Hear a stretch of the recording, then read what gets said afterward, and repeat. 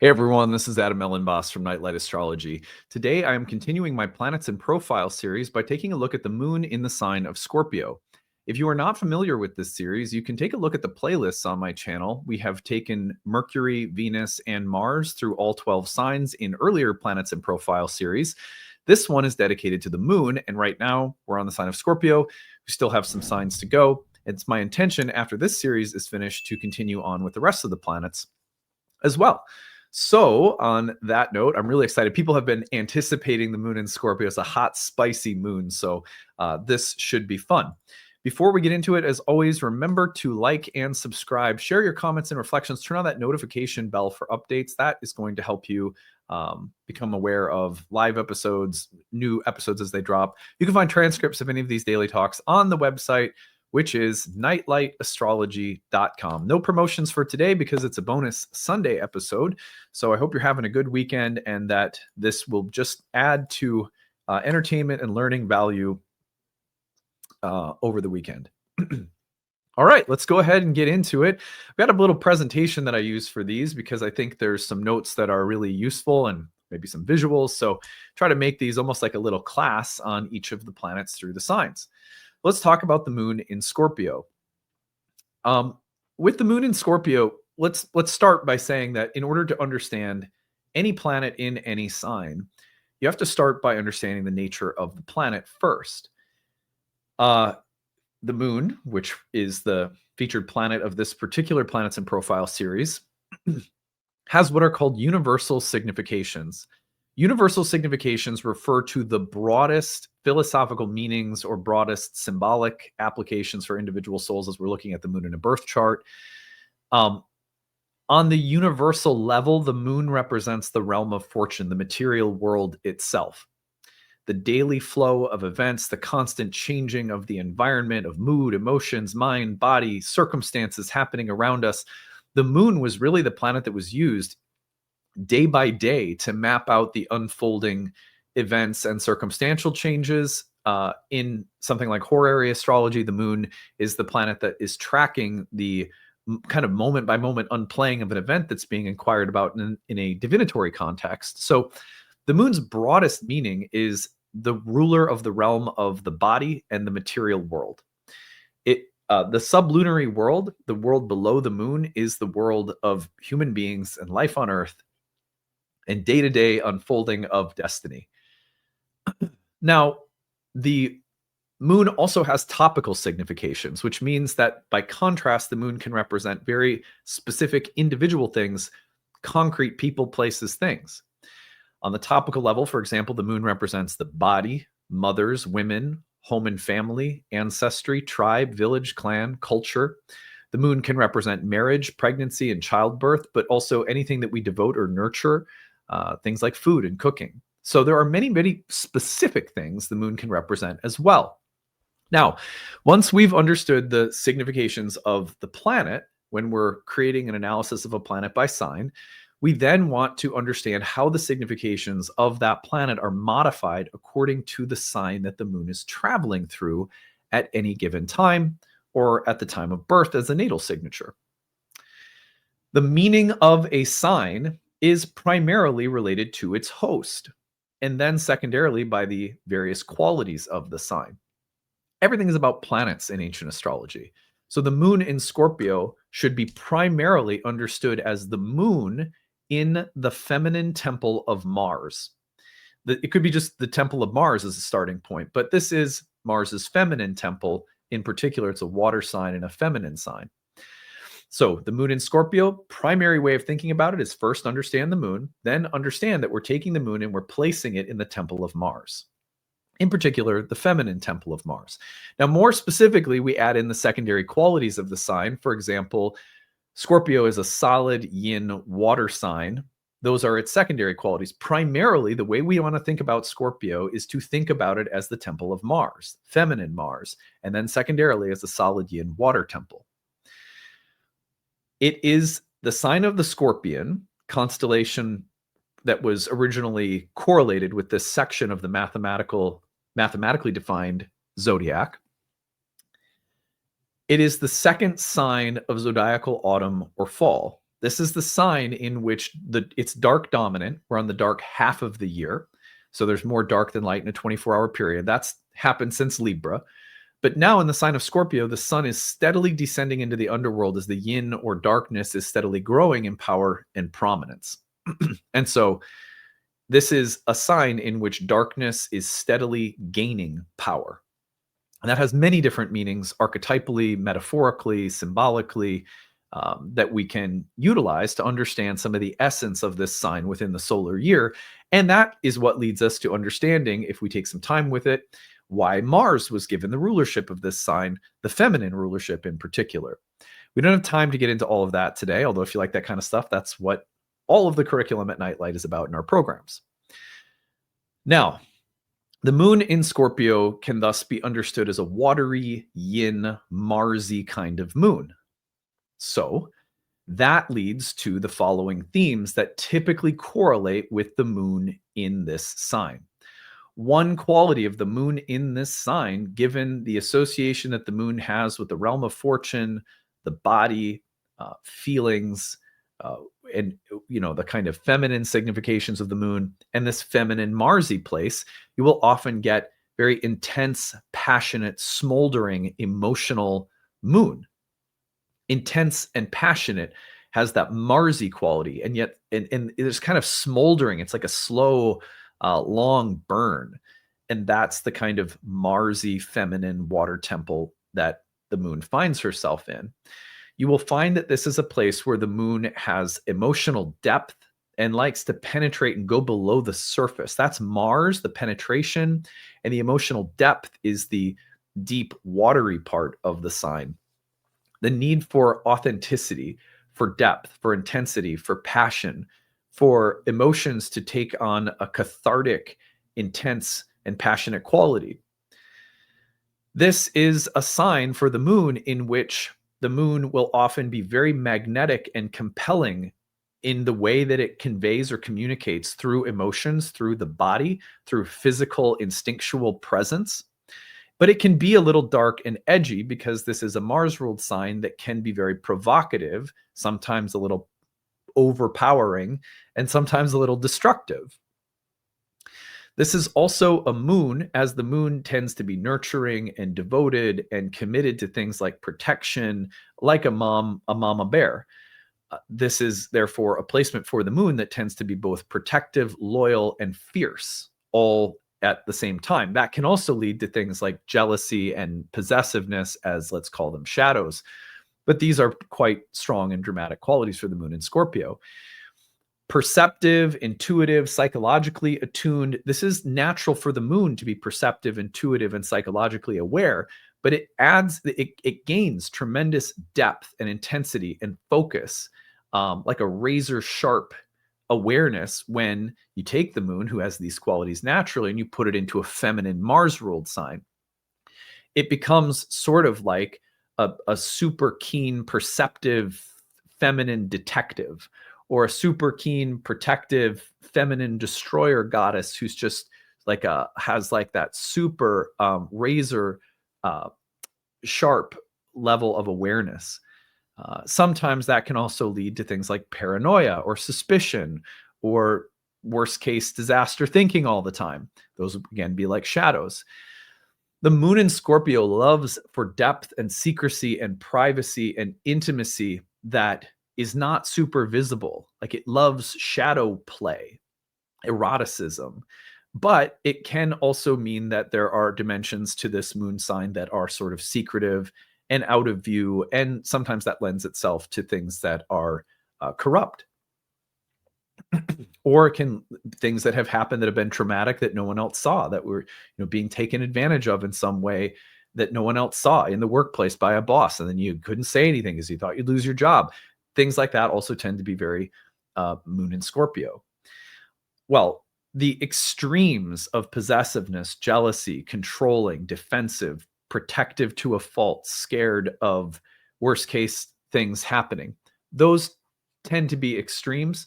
But this moon sign, the moon was traditionally in its fall in Scorpio because the moon and Mars make an awkward pairing. Mars is in its fall in the moon sign of Cancer.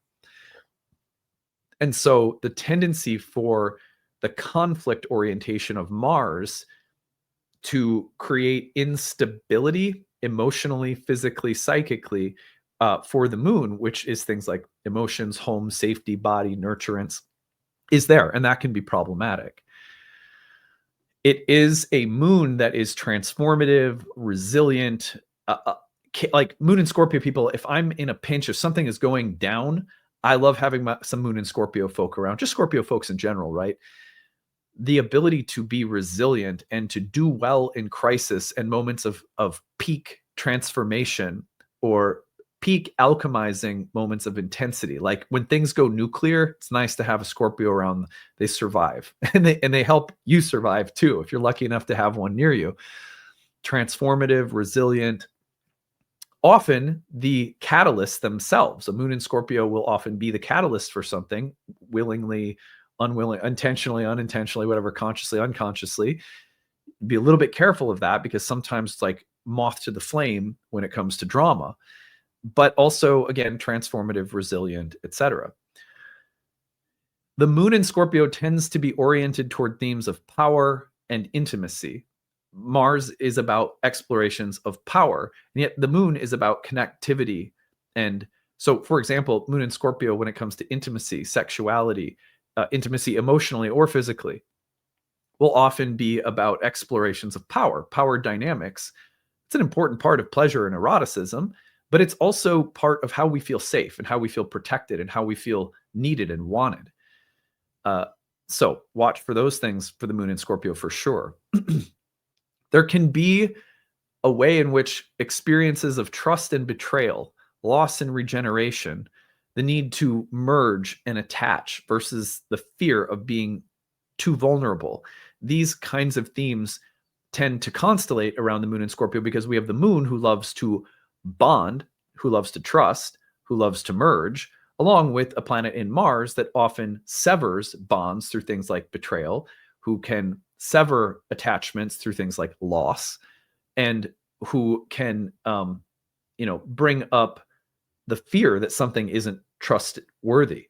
So the pairing of the moon and Mars together, moon in the temple of Mars, will often bring up experiences that constellate around the tension between trust and betrayal, loss and the ability to trust and see something regenerate and be born again through loss, the need to merge versus the fear of being vulnerable, etc.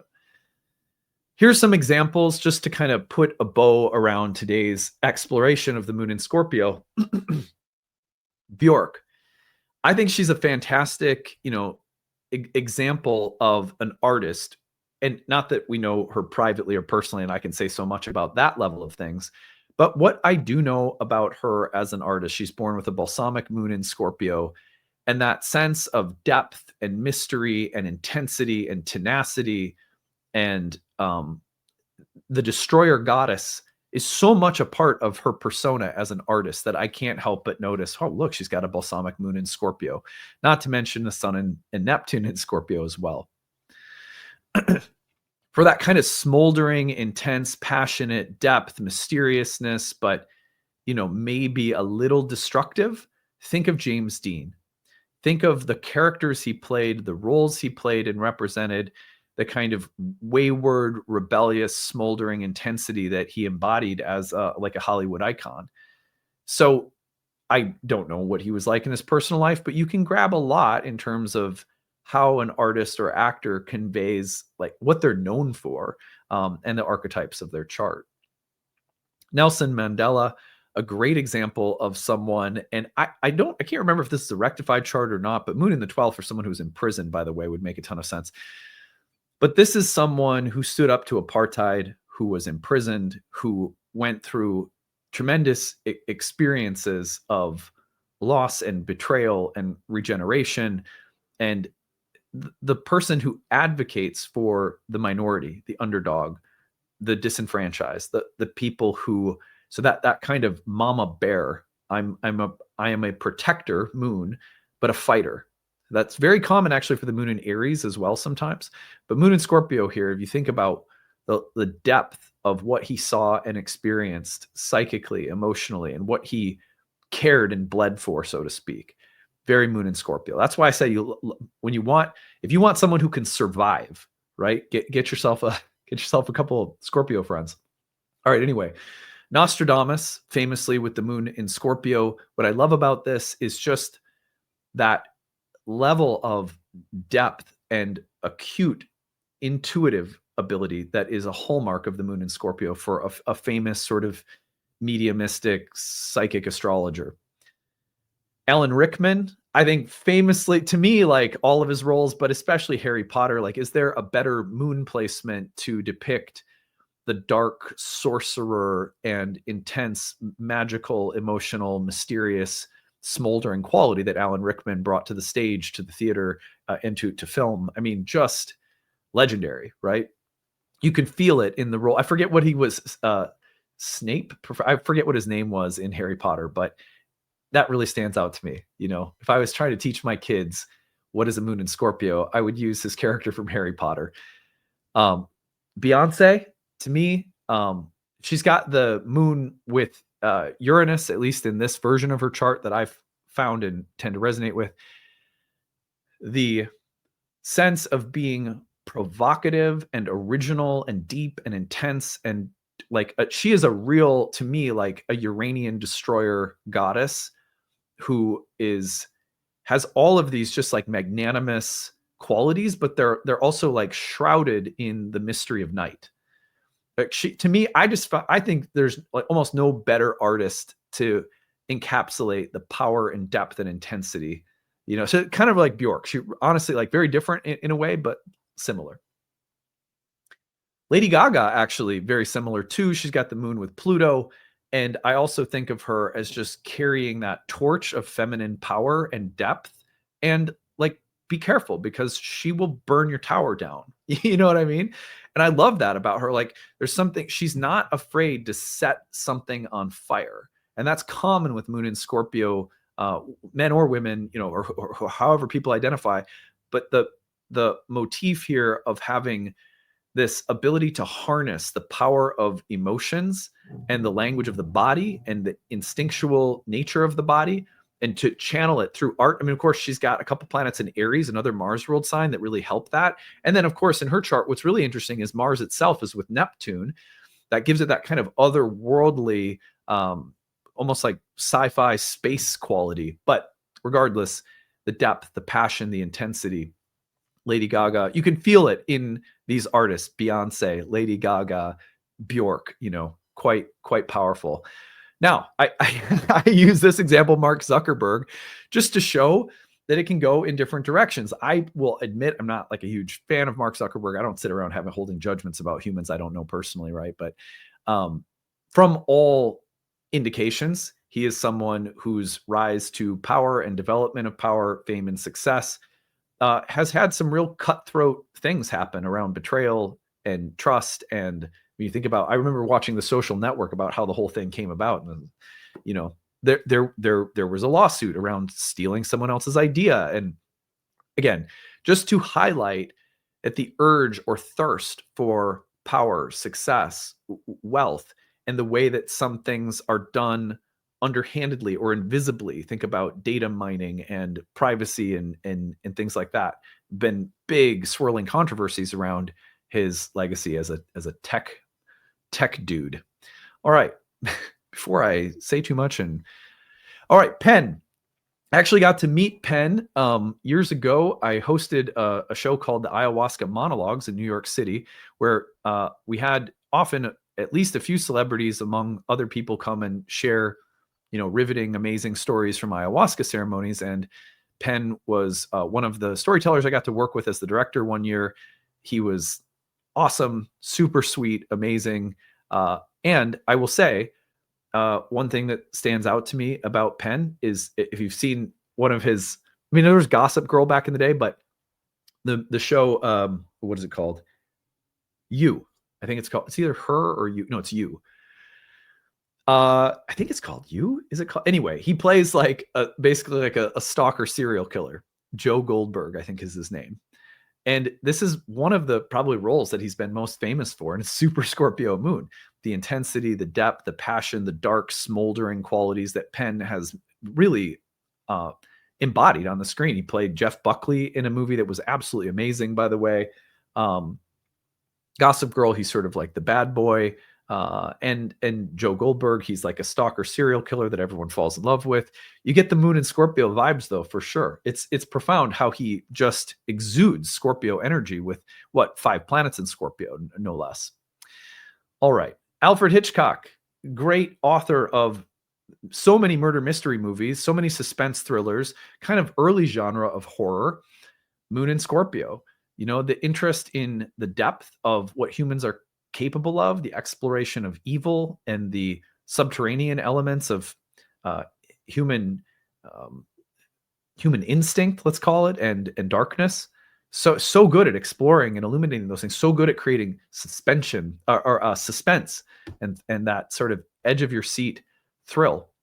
The whole horror genre, in many ways, owes a debt to him, and he was Moon and Scorpio kind of person. Julian Assange, I think this is interesting just because of that tendency towards secretiveness or things that exist behind the surface. And obviously he's associated with WikiLeaks and all of that whole, it seems like that was a long time ago now. But anyway, Moon and Scorpio, I think he was, I don't know, I remember who or if he was classified anyway as like a spy or espionage, but all that stuff came up around him is the point. Now, some movies that I feel like wonderfully represent the Moon and Scorpio, in case you wanted to watch a movie that was like Moon and Scorpio. First one that I've got for you is Silence of the Lambs, where Hannibal Lecter, played by Anthony Hopkins, has to be tapped into psychologically as a kind of expert witness in helping her, Jodie Foster, as a detective, track down another serial killer. So it's like one serial killer helping a detective with another, but then there's all these psychological games that he starts playing with her that become really fascinating part of the story. The intensity, the depth, talking to a killer to understand another killer, all of that, very Moon in Scorpio. The Godfather, explorations of family and power and the mafia and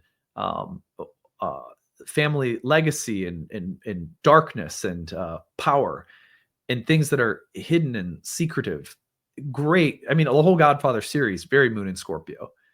Requiem for a Dream, which explores addiction and the slow sort of dissociation of the body through self-destruction, and that sort of destructive, otherworldly quality of this movie is very Moon and Scorpio. Fight Club. Here's something that's secretive. You don't talk about Fight Club. There is an element of this that has to do with getting in touch with the most raw, primal instincts and emotions of human beings, not avoid them, not deny them, but get together in the underworld cellar and let them out. See, that's Moon and Scorpio. And there's something authentic about that I think is part of why the movie was so resonant. Now, finally, Twin Peaks, for me, it's just as macabre and otherworldly and dark and mysterious as it gets. And yet it's exposing the dark underbelly of this like very sweet high school. It's like very melodramatic, and it has a let's expose the dark side of like a small little American town. So that is the power that the Moon in Scorpio often conveys. Anyway, that is it for today. I hope that you enjoyed this little crash course in the Moon in Scorpio. I really enjoy doing this series. It's fun to just visit each planet in and through the signs. We'll keep going, and next we'll have the Moon in Sagittarius as I continue the series, probably in the next couple of weeks, I hope. All right, I hope you're having a great day today and a great rest of your weekend. We'll see you again soon. Bye.